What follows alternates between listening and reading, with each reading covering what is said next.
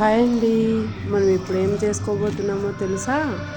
మనం పూరీ చేస్తామనగానే టక్కున గుర్తొచ్చే పూరీ కాంబినేషన్ రెసిపీ ఏదండి? బొంబాయి చట్నీ. బొంబాయి చట్నీ చాలా బాగుంటుంది, క్విక్గా కూడా తొందరగా అయిపోతుంది. వంట రాని వాళ్ళు కూడా ఈజీగా చేసుకోవచ్చు ఈ పూరీ బొంబాయి చట్నీని. బొంబాయి చట్నీ పూరీ కాంబినేషన్ చాలా బాగుంటుంది వేడి వేడిగా వడ్డించుకుంటే. అందుకోసం మనము 2 పెద్ద ఆనియన్స్ తీసుకొని ఇలా చిలికలుగా కట్ చేసుకోవాలి. ఒక ఆలు తీసుకొని ఇలా చిన్న చిన్న ముక్కలుగా కట్ చేసుకోవాలి. అలాగే ఒక టమాటా తీసుకొని ఇలా చాపుడు పీసెస్లా కట్ చేసుకొని కొద్దిగా కొత్తిమీర కూడా కట్ చేసి పక్కన పెట్టుకోవాలి.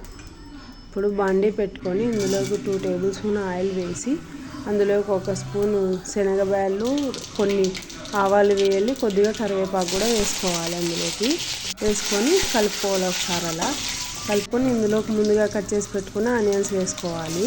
వేసుకొని ఒకసారి అలా కలుపుకోవాలి. ఇదంతా సిమ్లోనే చేసుకోవాలి ప్రాసెస్. ఒకసారి అలా కొద్దిసేపు కలుపుకుంటూ ఫ్రై చేసుకోవాలి ఆయిల్లో. ఇప్పుడు ఇందులోకి ముందుగా కట్ చేసి పెట్టుకున్న ఆలు వేసుకోవాలి. వేసుకొని కలుపుకోవాలి. కలుపుకొని కొద్దిగా ఉప్పు వేసుకుంటున్నాను, ఆనియన్స్ తొందరగా మగ్గిపోతాయి కదా అందుకు.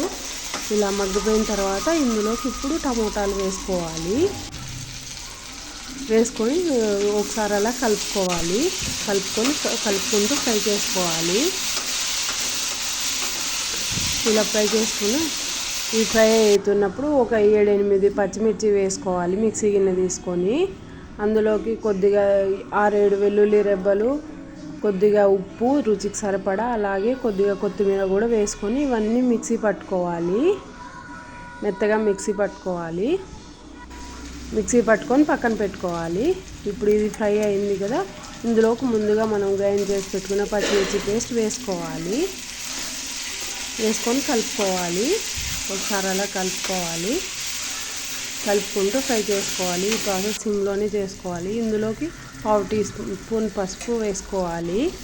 వేసుకొని కలుపుకోవాలి. కలుపుకుంటూ ఫ్రై చేసుకోవాలి. ఇది కొద్దిసేపు ఒక 1 మినిట్ అలా కలుపుకుంటూ ఫ్రై చేసుకుంటూ పచ్చివాసన పోయేంత వరకు ఫ్రై చేసుకోవాలి. పచ్చిమిర్చి పేస్ట్ అంతా వేసాం కదా, ఇది పచ్చివాసన పోయేంత వరకు ఫ్రై చేసుకోవాలి. చూడండి ఫ్రై అయిపోయింది కదా. ఇప్పుడు ఒక గిన్నె తీసుకొని ఇందులోకి 2 టేబుల్ స్పూన్స్ శనగపిండి వేసుకొని కొద్దిగా వాటర్ వేసుకొని కలుపుకోవాలి.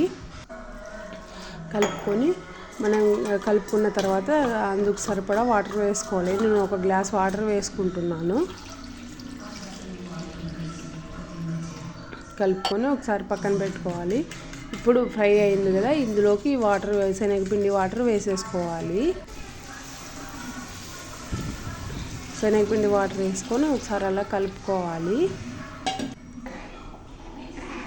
కలుపుకొని ఇప్పుడు ఫ్లేమ్ పెంచుకొని మూత పెట్టుకోవాలి. ఒక 2 మినిట్స్ అట్లా మూత పెట్టుకొని చూడండి 2 మినిట్స్ తర్వాత ఇలా గట్టిపడింది కదా, ఒకసారి కలుపుకోవాలి. లేకుంటే అడుగు పడుతుంది ఇది కలుపుకోకుంటే. ఒకసారి అలా కలుపుకుంటూ ఉండాలి. కొద్దిసేపు అలా ఒక 2 మినిట్స్ అలా కలుపుకుంటూ ఉండాలి. లేకపోతే ఈ శనగపిండి కదా తొందరగా అడుగు పట్టేస్తుంది.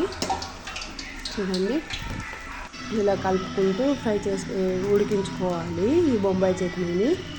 ఇప్పుడు ఉడికిపోయింది, కొద్దిగా ఉడికింది కదా, ఇందులోకి ముందుగా కట్ చేసి పెట్టుకున్న కొత్తిమీర వేసుకోవాలి. చూడండి ఇలా ఉడికే టైంలో కొత్తిమీర వేసుకోవాలి.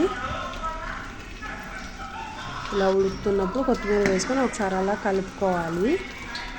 కలుపుకొని సిమ్లో పెట్టుకొని ఇప్పుడు ఒక 2 మినిట్స్ అలా మూత పెట్టుకోవాలి. ఇది బాగా కలుపుకొని అంతా సిమ్లో పెట్టుకొని 2 మినిట్స్ మూత పెట్టుకోవాలి. ఇది మూత పెట్టుకొని ఉడికించుకోవాలి.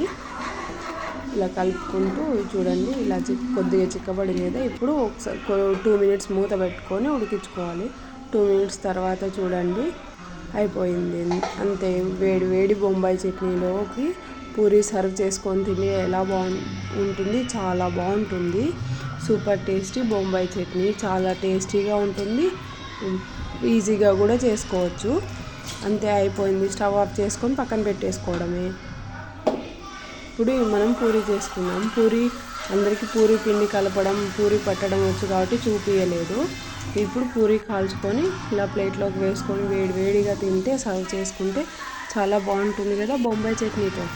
మనం పూరీ చేయనే గుర్తొచ్చే కాంబినేషన్ బొంబాయి చట్నీ. పూరీ బొంబాయి చట్నీ వేడిగా ఈ చల్లని పొద్దున్నే చల్లని చలికి ఇలా వేడి పూరీ బొంబాయి చట్నీ తింటే చాలా బాగుంటుంది.